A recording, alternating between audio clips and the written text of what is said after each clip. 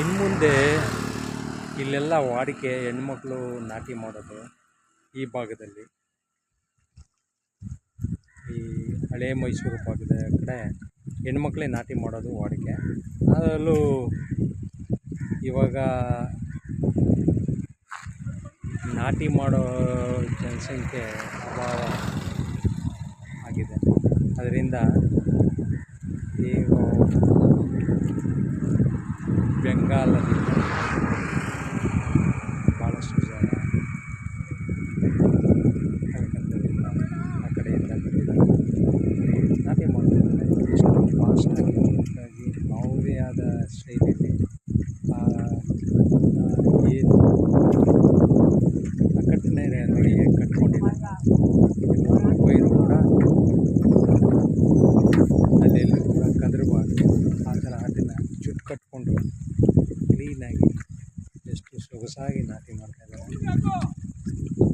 ಇರುವಷ್ಟು ಪೈರನ್ನ ಅಲ್ಲೇ ಅವರು ಅದನ್ನು ಸರಿ ಮಾಡೋವಂಥದ್ದು ಅವರೊಂದು ಕರಗತವಾಗಿದೆ. ಕರಗತ ಮಾಡ್ಕೊಂಡಿದ್ದಾರೆ. ಇದರಲ್ಲಿ ನಿಪುಣತೆ ಅಂತಲ್ಲ, ಅದಕ್ಕೆ ನಿಪುಣತೆ ಎಷ್ಟು ಅನುಭವದಿಂದ ನಾಟಿ ಮಾಡಿದ್ದಾರೆ. ಈಗ ಇವರ ಅವಶ್ಯಕತೆಯೂ ಕೂಡ ಇದೆ ಪ್ರಸ್ತುತ. ಯಾಕಂತಂದರೆ ಇಲ್ಲೆಲ್ಲ ಈಗ ಬೇಡಿಕೆ ಇದೆ, ಈ ದುಡಿಯೋರ ಸಂಖ್ಯೆ ಕಡಿಮೆ ಆಗಿದೆ. ಹಾಗಾಗಿ ಅನ್ಯ ರಾಜ್ಯದಿಂದ ಬಂದು ಇದನ್ನು ಮಾಡ್ತಾಯಿದ್ದಾರೆ. ಸೊ ನೋಡಿ ಪುರುಷರು ಯಾವ ರೀತಿ ನಾಟಿ ಮಾಡ್ತಾಯಿದ್ದಾರೆ. ನಮಗಿದೊಂದು ಸೋಜಿಗ, ನಿಜವಾಗೂ ಸೊ ಒಂದು ಆಶ್ಚರ್ಯ. ಇದು ಭಾಳ ಇತ್ತೀಚೆಗೆ ಒಂದು ವಾಡಿಕೆ ಆಗ್ತಾಯಿದೆ. ಸೊ ಇದೆಲ್ಲವೂ ಇತಿಹಾಸ ಸೃಷ್ಟಿಯಾಗುವಂಥದ್ದು. ಇತಿಹಾಸದಲ್ಲಿ ಕೆಲವು ಮರೆಯಾಗ್ತಾ ಇರುತ್ತೆ, ಕೆಲವು ಆವಿಷ್ಕಾರಗೊಳ್ತಾ ಇರುತ್ತೆ. ಹೀಗೆ ಇತಿಹಾಸದ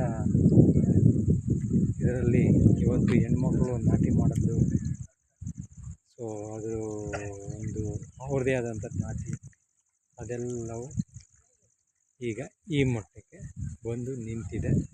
ಅನ್ಯ ರಾಜ್ಯದವರು ಬಂದು ಗಂಡು ಮಕ್ಕಳು ನಾಟಿ ಮಾಡಿಕೊಡ್ತಾ ಇದ್ದಾರೆ. ಸೊ ಬೆಂಗಳೂರಲ್ಲಿ ಉದ್ಯೋಗದಲ್ಲಿ ಎಲ್ಲ ಉದ್ಯೋಗದಲ್ಲೂ ಇವತ್ತು ನಾವು ಉತ್ತರ ಭಾರತದ ಜನಸಂಖ್ಯೆ ಜಾಸ್ತಿ ಇದೆ ಎಲ್ಲ ರಂಗದಲ್ಲೂ.